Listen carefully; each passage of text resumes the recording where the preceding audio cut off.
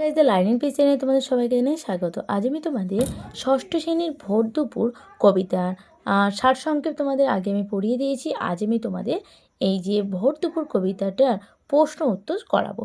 চলো শুরু করা যাক। দেখো প্রথমে আমাদের কি বলেছে, কবি পরিচিতি যেটা আছে সেটা থেকে আমাদের দেখো দুটো প্রশ্ন দিয়েছে। একটা বলেছে নীরেন্দ্রনাথ চক্রবর্তীর জন্মস্থান কোথা। নীরেন্দ্রনাথ চক্রবর্তীর জন্মস্থান বাংলাদেশে ফরিদপুর জেলায়। পরের প্রশ্ন কি, তার লেখা দুটি কাব্যগ্রন্থের নাম লেখো। তার লেখা দুটো কাব্যগ্রন্থের নাম হলো, একটা হচ্ছে নীল নির্জন আর একটা হচ্ছে অন্ধকার বারান্দা।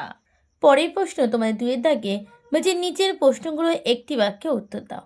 2-1, অসত্য গাছকে প্রতীকজনের ছাতা বলা হয়েছে কেন।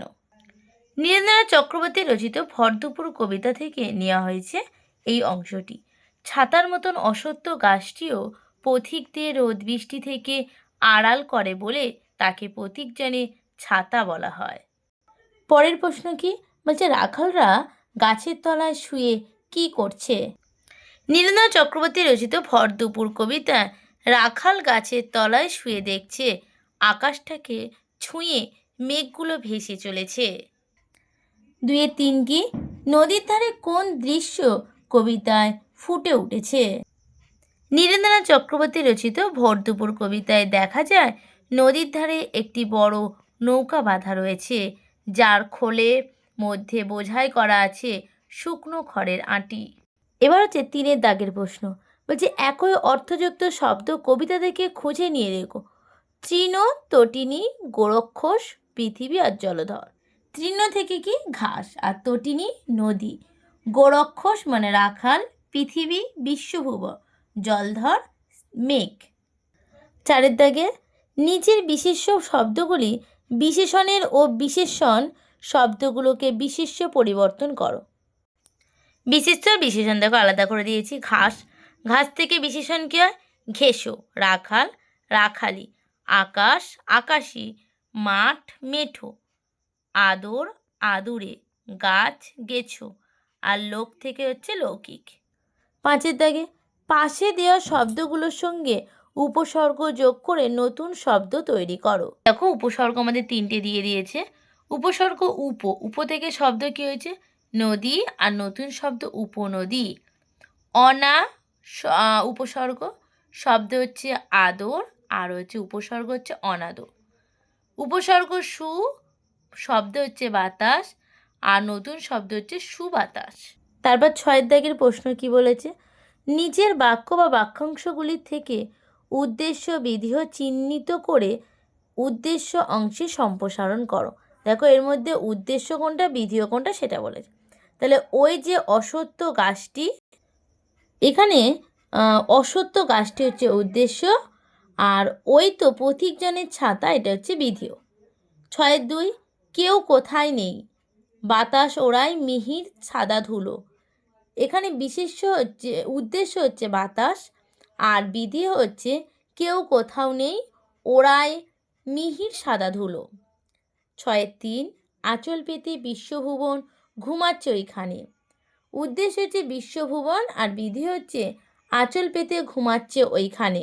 পরের প্রশ্ন দেখো আমাদের কি বলেছে, 7-এর দাগে বিশ্বভুবন শব্দে বিশ্ব আর নতুন শব্দ দুটির একত্র উপস্থিত রয়েছে যাদের অর্থ একই, এমন 5টি নতুন শব্দ তৈরি করতে বলেছে। শব্দ কি আছে, জগৎ সংসার, ভুলভ্রান্তি, লজ্জা সরম, সাজসজ্জা, আর হচ্ছে বিশ্ব ব্রহ্মাণ্ড।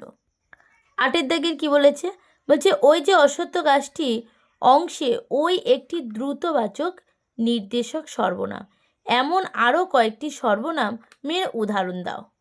কি কি আছে, এই, ওই, ওটা, এটা, এগুলো, ওগুলো ইত্যাদি। 9, বলছে প্রতীকজনের ছাতা সম্বন্ধপদটি চিহ্নিত করো, কবিতায় থাকা সম্বন্ধপদ খুঁজে লেখো, আর নতুন সম্বন্ধপদ যুক্ত শব্দ তৈরি করো। বলছে কবিতায় থাকা সম্বন্ধ পদগুলো হলো জনের ঘাসের, খোলে আর খড়ে। নতুন শব্দ কি তৈরি করেছি, বলছে গায়ের জোর, চালের পায়েস, সোনাহার, বাঁশির সুর, মায়ের আঁচল। 10-এর দাগে কি বলছে, বলছে ওই বড় নৌকাটি বলতে বোঝায় একটি নৌকাকে।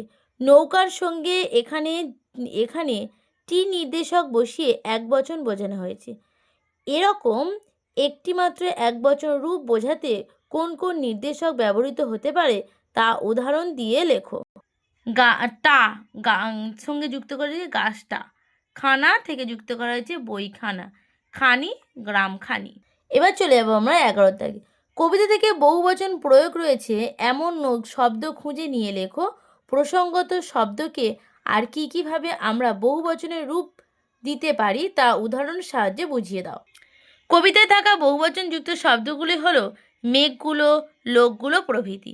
এছাড়া যেভাবে শব্দকে বহুবচনের রূপ দেওয়া যায় তা হলো রা ছাত্ররা, এরা থেকে লোকেরা, গুলি থেকে বইগুলো প্রভৃতি। এবার দেখো আমাদের ভারতে কি বলেছে, ভারত দাগে নিজের শব্দগুলি নিজের ভাষায় উত্তর দাও। 12-1 আঁচল পেতে বিশ্বভুবন ঘুমাচ্ছে এখানে, কবির এমন ভাবনার কারণ বলছে 1 দাগে 12-1 দাগে নীরেন্দ্রনাথ চক্রবর্তী রচিত ভরদুপুর কবিতায় সব গ্রাম বাংলার নির্জন দুপুরের এক অপরূপ চিত্র অঙ্কন করেছেন, যেখানে পথিকজনের ছাতার মতন অশ্বত্থ গাছ দাঁড়িয়ে আছে তলায় ঘাসের গালচা পেতে। গাছের তলায় শুয়ে রাখাল দেখছে মেঘগুলো আকাশটাকে ছুঁয়ে চলে যাচ্ছে। ভোর দুপুরে কেউ কোথাও নেই, বাতাস উড়েছে মিহির সাদা ধুলোয়। ভর দুপুরে মানুষগুলো যে যার ঘরে ঘুমোচ্ছে। কবি নিজেও কখন ডুব দিয়েছে এই নির্জনতার সাগরে। আলস্য নির্জনতার অনুভূতি কবিকে উদ্ভূত করেছেন। এমন ভাবনায় তার মনে হয়েছে শুধু মানুষ নয়, সারা বিশ্বভুবন অর্থাৎ প্রকৃতিও যেন এই দুপুরবেলা আঁচল পেতে ঘুমাচ্ছে। পরের প্রশ্ন 12 দাগের 2 ভরদুপুর কবিতায় গ্রাম বাংলায় এক অলস দুপুরের ছবি খুঁজে পাওয়া যায়। কবিতায় ফুটে ওঠা সেই ছবিটি কেমন লেখো। নীরেন্দ্রনাথ চক্রবর্তী রচিত ভরদুপুর কবিতায় কবি গ্রাম বাংলায় নির্জল অলস দুপুরে এক অপরূপ চিত্র অঙ্কন করেছে, যেখানে প্রতীকজনের ছাতার মতন অশ্বত্থ গাছ দাঁড়িয়ে আছে তলায় ঘাসের গালচি পেতে। গাছের তলায় শুয়ে রাখাল দেখছে মেঘগুলো আকাশটাকে ছুঁয়ে চলেছে। জনহীন নদীর ধারে খোলের মধ্যে খড়ের আঁটি বোঝাই করে দাঁড়িয়ে আছে একটি বড় নৌকা। ভর দুপুরে কেউ কোথাও নেই, বাতাসে উঠছে মিহির সাদা ধুলো। মানুষগুলো যে যার ঘরে ঘুমোচ্ছে। কবি নিজেও কখন ডুব দিয়েছে এই নির্জনতার সাগরে। কবি অনুভব করেছেন শুধু মানুষ নয়, আঁচল পেতে বিশ্বভুবন যেন ঘুমোচ্ছে এই অলস দুপুরে। তারপর তোমাদের 12-3 বলছে কোনো এক ছুটির দিনে দুপুরবেলায় তোমার বাড়ির চারপাশে জুড়ে কেমন পরিবেশ সৃষ্টি হয়েছে তা জানিয়ে বন্ধুকে একটা চিঠি। এটা তোমরা যে যেমন করে যে যার বন্ধুর মতন চিঠি তোমরা লিখবে নিজেরা, আমি তোমাদের এটা লিখে দিইনি। আর তোমাদের যদি লিখে আমাকে পাঠাবে কেমন হয়েছে আমি তোমাদের বলবো। আর যদি তোমাদের অসুবিধা হয় তাহলে আমাকে কমেন্ট করবে, আমি তোমাদের চিঠি লিখে দেবো। আর এবার চলে যাও 12-4 কি বলেছে, বলছে তোমার দেখা একটি অলস দুপুরের ছবি আঁকো। এটাও তোমরা নিজেরা করবে, করে পাঠাবে, আমি তোমাদের বলে দেবো কেমন হয়েছে। আর যদি তোমরা না পারো আমাকে পাঠাবে, কমেন্ট করবে, আমি বলে দেবো। আজকে তোমাদের এই পর্যন্ত, পরের দিন আমি তোমাদের পরের ভিডিও নিয়ে চলে আসবো। যদি তোমাদের ভিডিওটা ভালো লেগে থাকে একটা সাবস্ক্রাইব, লাইক আর বন্ধুদের মধ্যে অনেক অনেক শেয়ার করবে।